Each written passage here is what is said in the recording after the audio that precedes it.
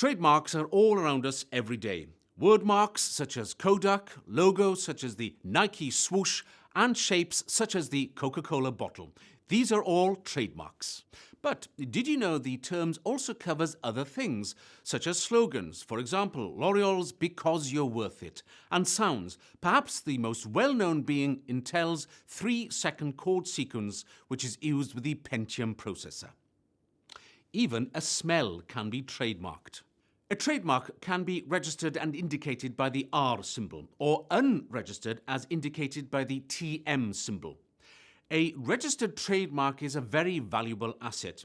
You can use it to protect your business name or logo, as well as the names and logos of your products or services. It allows you to control who can use it and stops others from using it without permission. It can last forever if it is renewed, usually every 10 years, but can be revoked if it's no longer in use.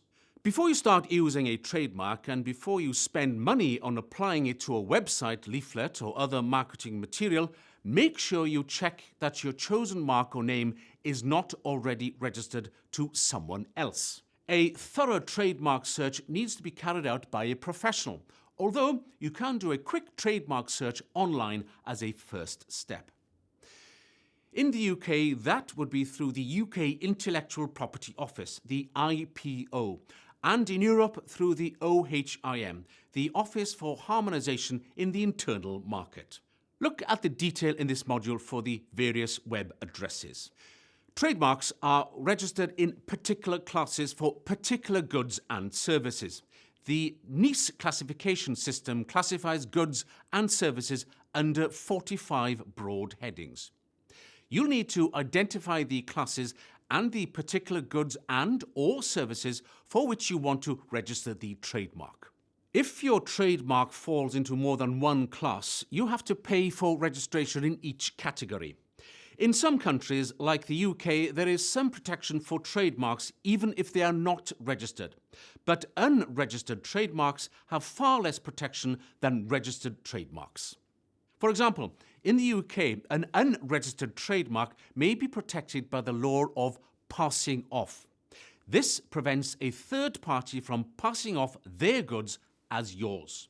To succeed in a passing off action, you may need to show that you have a reputation in the trademark and that the actions of the third party involve some degree of damage to you. This can be time-consuming and expensive, so it can be much easier and cheaper to protect your trademarks by registering them. The other area to consider when discussing trademarks is domain names. It may also be possible to register your domain name as a trademark. Domain names are a vital but often overlooked business tool.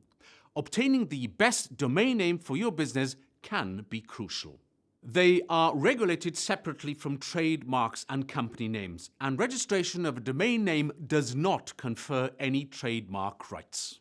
Domain names are registered through one of the many domain name registries and are registered on a first-come, first-served basis.